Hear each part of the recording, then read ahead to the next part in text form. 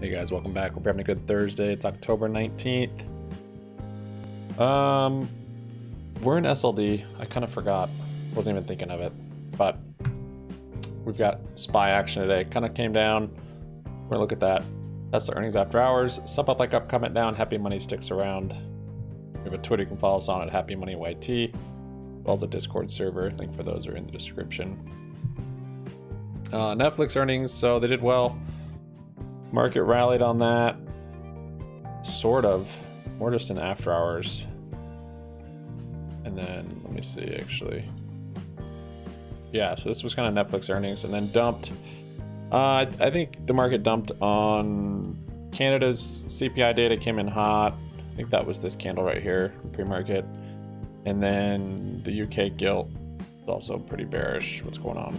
So, also, SLD period starts today, which I was even looking at, and that oftentimes is kind of a shaky or a little bearish time for the market. So Wednesday, Thursday, Friday, and then next week it'll be freed up. And this is often actually when we see GME rally too, is the second week of SLD. So next Tuesday, potentially, maybe Monday, Wednesday, Thursday, sometime next week. Tuesday, Wednesday are usually times when it rallies.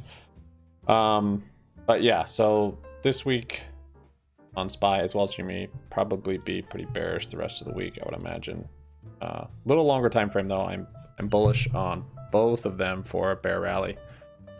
Still have this nice green MACD, green over the 9 here. Have divergences here on the RSI, on the daily, as well as the weekly, 2 of them back here, and then just one's right here even. As long as this week doesn't close super low, then that will stay at divergence as well on the weekly there. So hourly, shorter term time frame, might even fill this gap on SPY before the week's up. 359 is an OPEX week also, so that can kind of shake things up as well. But I think the bear rally, if it doesn't keep going this week, I think probably next week. Some will probably weigh on Tesla. We'll see though.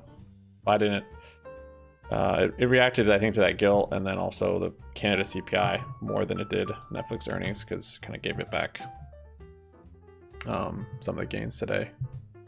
So GME kind of moving with it, and yeah, I wasn't even thinking of SLD. It doesn't always sell off into it, but I think more often it does.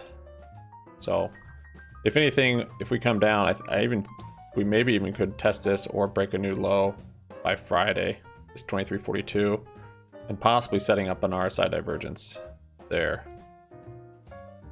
So on the daily here, we've kind of got a little head and shoulders. It was pretty bad, 7.8% down. Made a gap up here. We're kind of at a support right now, but there's also this lower 2344. And again, if it breaks that, we might have a divergence on there to the upside, but might not get action until next week, unfortunately. I do have futures long on SPY, which I wasn't thinking of either, so I'm gonna wait on those. And just looking at today and yesterday, I could have actually done well scalping them. Of course, it's in hindsight, but I know when I would have traded it and it would have worked. I got kind of burned this day when SPY just gapped up, and then I didn't have a good stop loss, because this just traded flat basically all day. I made a little bit on that scalp, and then, or no, actually I got stuck. I think that's when I got stuck in. And then of course I closed it for loss, and then now we're back down to it, just in this volatile range. I could have closed it for a profit. But then yesterday and today, I could have traded the ranges. So that's okay. I am long on those, and I will probably average in maybe Friday, or sooner if we kind of are bullish at the end of the week, which I'm not necessarily expecting. Mullen had a big run today. There's a couple different news catalysts on this one. I think they're buying something, which seems strange. Purchase of ELMS assets, including a factory. Yeah, I actually scalped this a little bit up here, and then just took a tiny profit because I saw this engulfing candle. I was gonna do it here, but then I stopped looking at it and it broke out. So I would have traded it there somewhere. Well, long here, and then Might have closed out here, or if I stomached through, I would have held until here. But I just took one right here and then closed here. We'll see if that has a continuation. Hellbiz doesn't look like it's having a continuation yet. I don't even really know what the catalyst was on this. I don't think there was much of one, so the only thing I saw was that they're gonna actually sell shares, which is typically bearish. So not sure. I think that was just maybe hype, momentum. And yeah, GME, it actually threw another little TA at us, Weeble, with yesterday's move above this wedge. So it looks like today we almost tested the bottom side of it. I think tomorrow or Friday we definitely will test this and might drop below it briefly before a move to the upside. Yeah. And yeah, here are the trades. I kind of going long a little bit for a bear rally. I looked up high beta stocks quickly and AMD was on there. I was like, I can't remember last time I traded AMD. And then I saw that article was from like 2019. I was like, whoops. But yeah, AMD follows the market pretty well. It's got some bullish indicators going on here. Big engulfing candle here. We've got our RSI divergence here. It's similar to SPY a little bit. So if we get a bear rally, I think we'll see AMD maybe even fill this gap up here. So I got a 70-80, kind of aggressive, 70-80 call debit spread. Got a few of these. So price target for that's 81. It'll be a nice play, 1800 if we are up there by expiration, but I probably won't hold this till expiration. I got a month of time, I think. Yeah, a month on that one. Oh, Vizio, okay. And then, yeah, the Vizio, I did a little scalp on news, but yeah, it didn't end up happening. And I'm gonna show you guys the futures that I'm now holding. Down 341. It's just 2 micros for December on the S&P. And I'd like to get another one. Margins are tight, and I'm now just probably waiting till like Friday. I think we might be at a low. So that's what I'm waiting on. Trying to maybe open up a bullish Kodak play. They have earnings coming up. I keep seeing articles about how they're out of staff and they're hiring like crazy, and they're trying to, yeah, look at that, 2% today.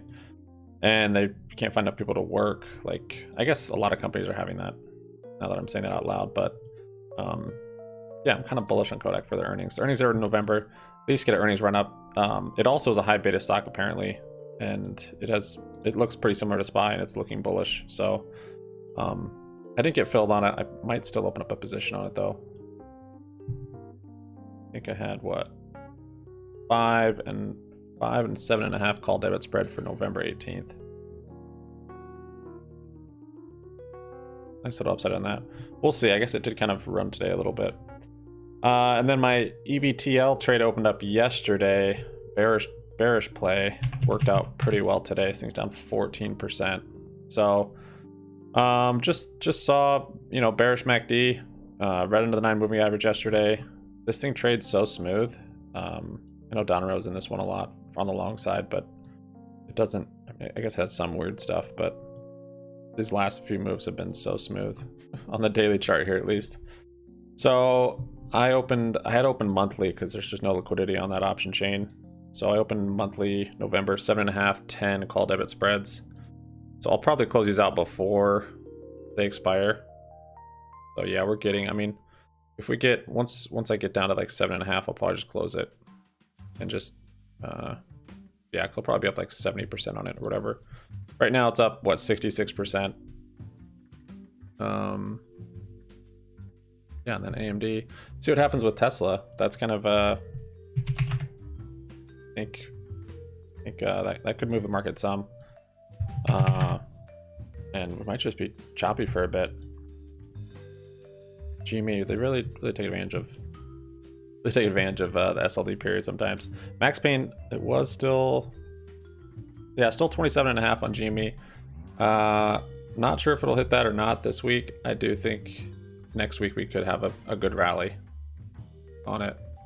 Borrow fee is still in the 9s, 9.4. So that's all good. That's all I got for you guys. Thanks for watching. We'll see you on Discord. Peace out.